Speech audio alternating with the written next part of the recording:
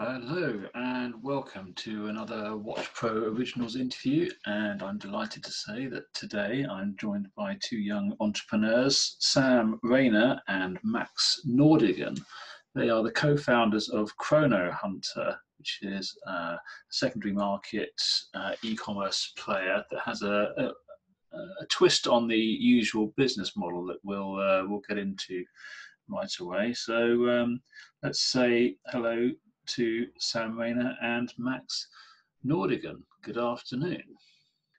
So first of all, Chronohunter is a secondary market player, but its business model is not the same as a watchfinder or watchbox or Chrono 20. It's something completely different. I think the only time I've seen the concept is in the car industry, where it's a sort of reverse auction system. Maybe one of you can explain it to us. So exactly that. So we're not actually in competition with the likes of Watchfinder or any other retailers in this industry or other marketplaces as well, because our concept is different.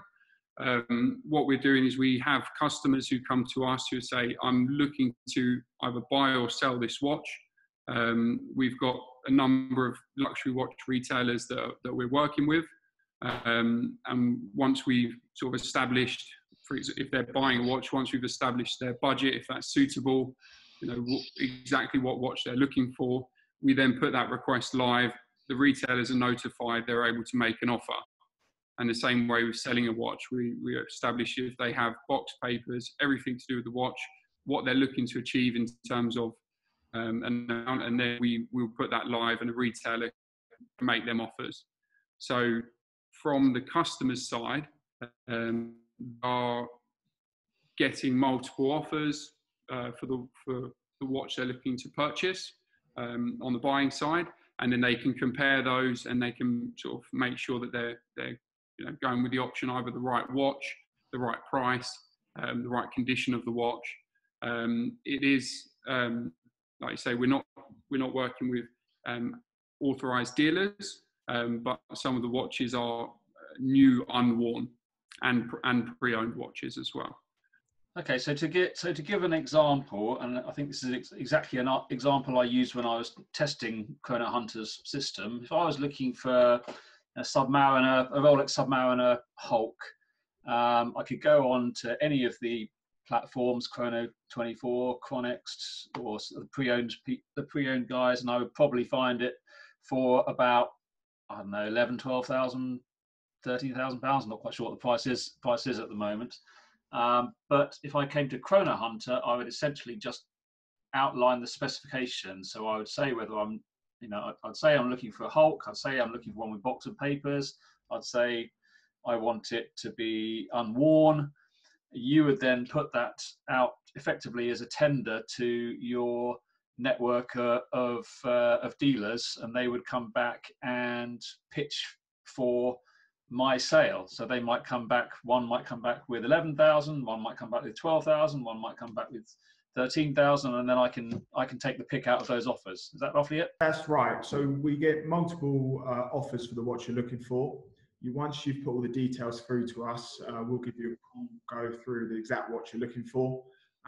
Once we've got all the details of that, it will then go live to our retailers. So that'll go onto their app and they'll get an email. The person who's looking to buy or sell the watch will also get an email to inform them that it's gone live. And then any offers that come through will go straight to the person's inbox who's looking to buy or sell. And they can click on that, compare the offers, and also speak directly to the retailers. We're here to put two people together to get the best they're looking for. So we don't see why you'd hold back getting both of them to speak to each other. And then it assists us on getting them the best price, and also some people will be looking for price, some people are looking for quality or brand new. It just gives them options to look at different watches. So I guess it's the online equivalent of me going down to, if I was in London, Hatton Garden, if I was in New York, the Diamond District, 42nd Street, and going from door to door and saying to the first, from the first guy, I've got one price, and I can then take that price to the next guy and the next guy and the next guy, and effectively they're all fighting over the same business. So I should end up with the best watch at the best price. Correct, and all the retailers do know that it's not just them who's going to get the offer out, so they're putting their best foot forward the first time. So normally the price you see is the price they're going to pay because they know they're in competition with other retailers. I mean, it's an interesting concept. How well is it working as a business? How long have you been going for, and what have you achieved so far? So what we've done, we launched the website at end of 2018. That was really when we launched it. So we started trading in January 2019 as such, and our first year was really getting our feet on the ground, making sure we're working with the right retailers. The website was built, but wasn't exactly what we wanted. It's getting better and better every month, more updates. The app was then launched, and with a business like this, you need people to believe in you. We didn't have any reviews at the start or anything like that. So at the start, it was quite slow, but we definitely felt the traction, and everyone loved the idea. So we started getting more retailers on board throughout the year, and we had a really good, successful first year. And we also built up the social media, the Instagram and everything like that, with all our own content.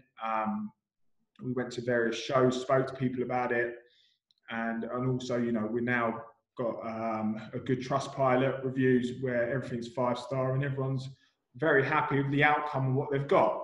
And it's quite unusual. A lot of people with the selling side of things are really loving it, because where else do you go and put your watch up for sale as such and get multiple offers from retailers who you're going to walk into their shop or post it to them and send you the money straight over? So it all in one place, because there are some other places out there to sell your items, but this is all done in a secure manner where you know who you're speaking to are appropriate people to be buying these watches. Which side of the business has worked best so far? Has it been individual customers selling their watches to your network of retailers, or has it been your network of retailers selling to individual customers? Or is there a business to business as a third angle where they're all trading amongst each other? Both sides are working very well. So there's a lot of people that are looking to sell their watches. There's a lot of people that are looking to buy watches. We do find that there's probably 2/3 of our business is people selling their watches, and then a third buying watches. But that's what we've seen so far. I just think there's more volume of people out there, and also with regards to selling, I think it's more likely to go from a customer putting in a sale request with us to then actually selling that watch, because they've got their asset, they're looking to sell it. Whereas when someone's purchasing, obviously they're parting with money, there's conversations that they might have with family members, and there's other factors that you might consider when making a purchase of a high ticket item like a luxury watch. So we find that in terms of conversion, the selling is a bit higher than the buying, but it's working very well on both sides. And I think a big part of why we've done very well, and why sort of the first couple of months of this year we did sort of more than half of what we did in a full year, in the full first year, is that we're not only helping the customer with, they get multiple offers, it saves them time and money, and obviously they get to find what they're looking for. On the retailer side, they get a customer who's qualified. So it's not someone who's just sort of tire kicking or sort of, how much is this? And they think they're going to purchase, a Rolex Daytona at retail price. We've already had that conversation. They know what the market value of these pieces they're looking to purchase. and that's when it goes live and the retailer can make an offer. So we know that we need to make sure that we're not wasting any of the time of our retailers. We only put through sort of qualified customers. And how does Chronohunter make its money? Is it a percentage of each transaction, or are there listing fees for your retailers to effectively be part of your network? Yeah, we have a small monthly to be on the platform, and then there's a percentage of the transaction that's done. That's factored into the offer. So the price that the customer is offered, they will get the full amount if they're selling a watch, or the price that the customer sees when they're looking to purchase a watch is that amount. There's no sort of, I've got this amount, but then I need to calculate actually how much money I will receive. It's all sort of clear as day because it's all factored into the offers that are made. Now, I mentioned earlier there's an equivalent service in the car industry called carwow.com. It's actually quite a famous business case study, exactly the same concept where a customer can effectively say, I'm looking for an E-Type Mercedes, and all of the dealers around the country will put in bids for new or used E-Type Mercedes. Now they raised many millions of pounds in order to get through their startup phase. I think I read an article. It was something like one round of funding was £6 million, something like that. Now you're a pretty new startup to the industry. Are you in that same phase where you're relying on investors' money to get through to the next stage? So currently we are speaking to people about first round of funding.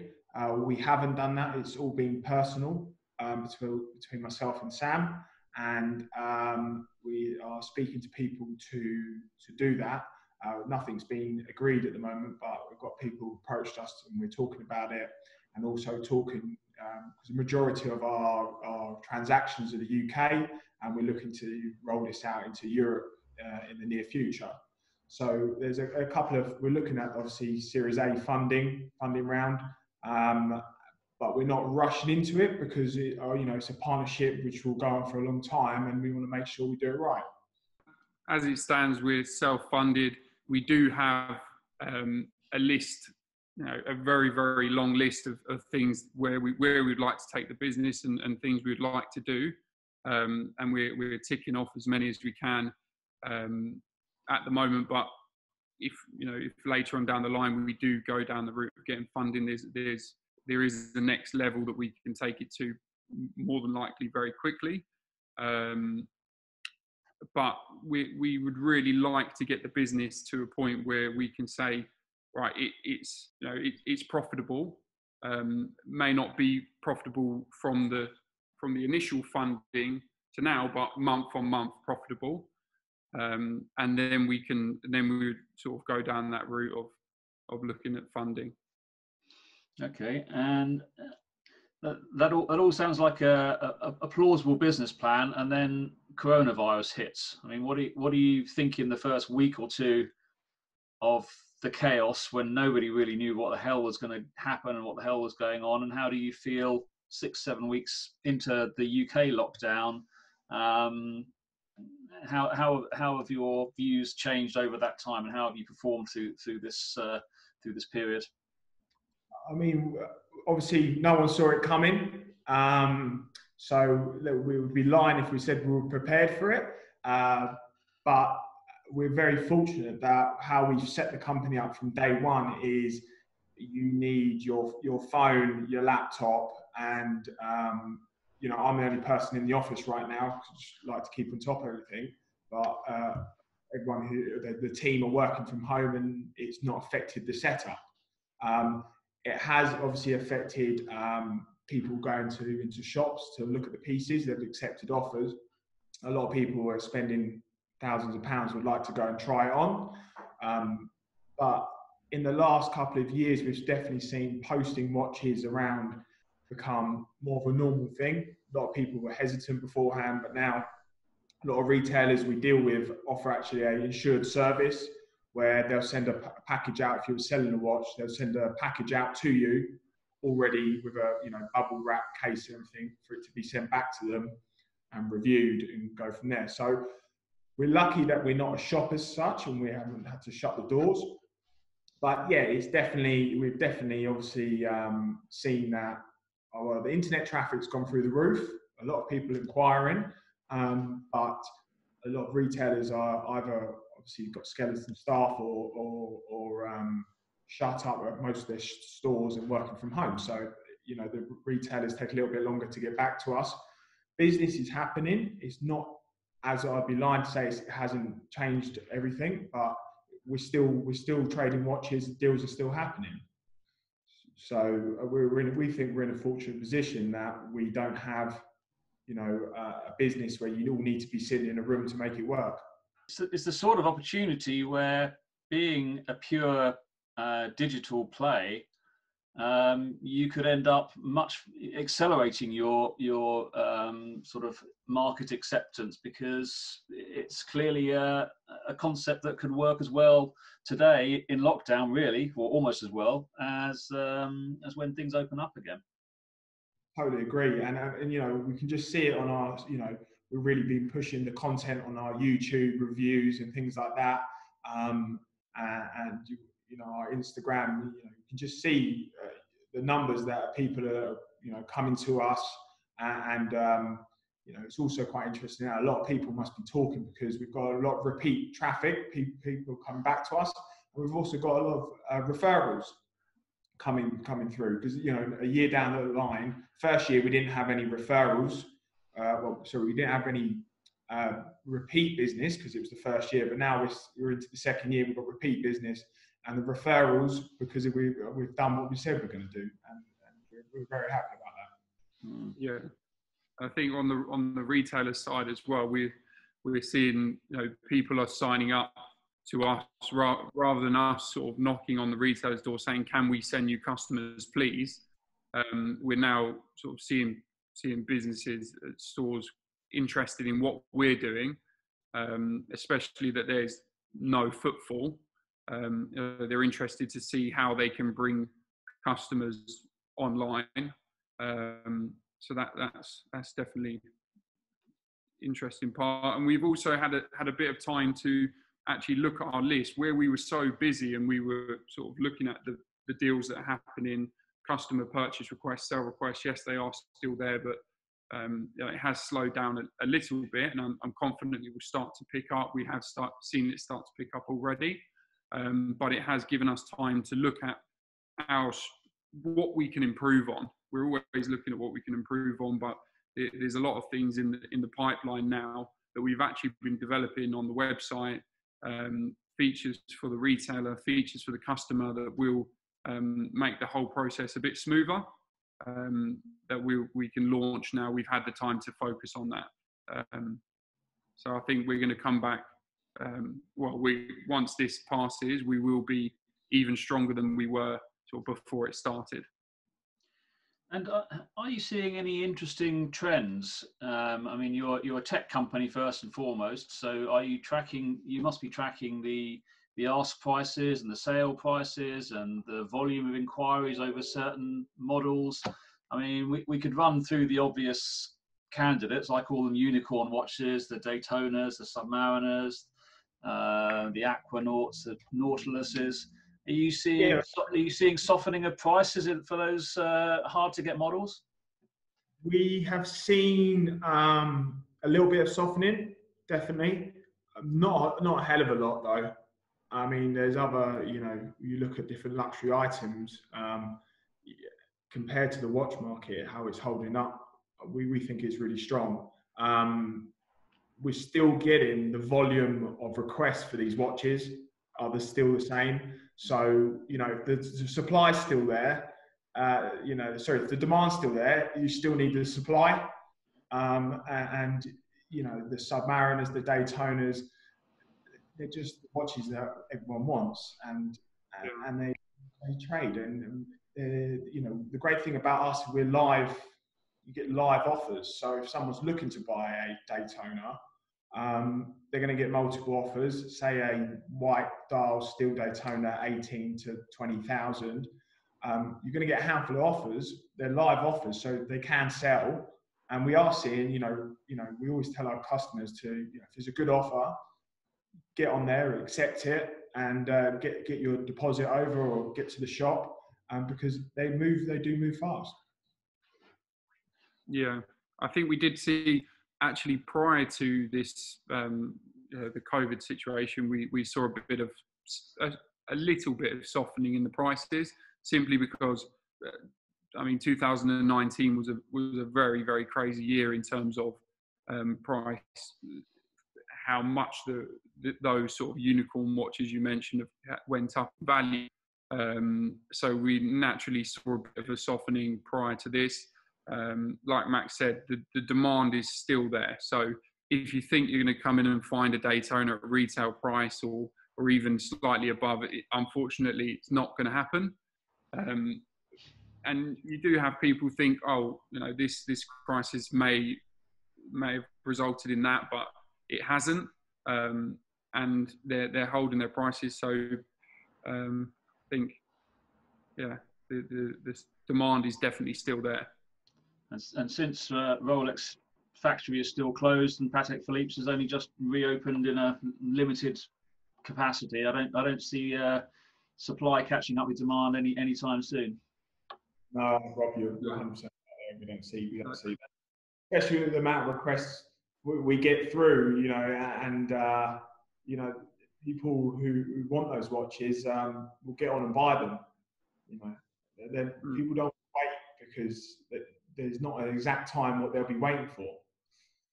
Yeah. But saying that, we do always find, you will find that I'm confident that if you put a purchase request in with us, we will find you the best priced watch of that example of that watch, simply because what Max said, the best price ones don't tend to hang around often. And where it's live data, these watches, sometimes they don't even reach an online listing. Maybe they haven't even taken pictures of the watch to put it online yet. But they've got the stock in. The customer comes to us, they say, yeah, I've got this, I'm interested in purchasing this. They can say, well, I've had one just come in now. Here's the picture of it. They take one there and then, and here's the price. You'll see we've got a large number of, we've only got 5-star reviews on Trustpilot, and there's a large number of them we think for the short amount of time we've been in business, and they're growing daily. And people do say that I was looking online, I couldn't, and I found it here for the best price. So, yeah. And finally, we touched a little bit earlier on your future plans. You were talking about wanting to go into other parts of Europe, for example. But let's just fast forward a little way, or hopefully a little way, 6 months to 9 months, something like that. And this COVID-19 situation is more or less behind us, although I'm sure we're going to be in a recession and another era of austerity. But what do you think what would count as a good full year 2020 for you, and perhaps 2020? Give us a little glimpse into what you're hoping to achieve in 2021. I think obviously this is unusual times. The great thing is we're still doing business. We're not shut. We see us building some more people in the team, new features of the website coming about, members areas and whatnot, events, and 2021. I see us in Europe. I see us, building a good network in Europe and a team there for Europe. The great thing is it's the same time nearly as the UK, so we can control it all from the UK.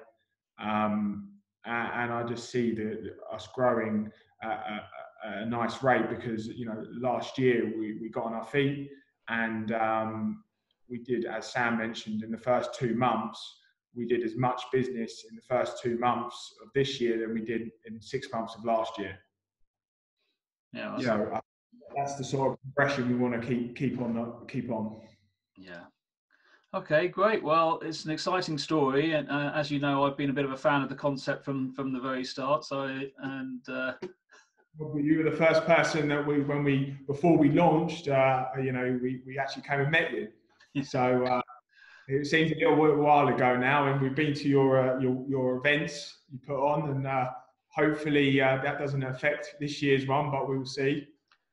Well, we're still planning for the WATCHPRO Awards on November the 3rd. I mean, I have to say I'm watching Boris Johnson's speeches with a fair amount of interest in terms of how quickly things might open up, and how likely it is we're going to be able to get 350 people in the same room together. But fingers crossed for. It was a good event, so we look forward to it. Great. All right, Sam. That's great talking to you, and we'll catch you in London again soon. Yeah, thanks a lot. Thanks for your time. All right, great.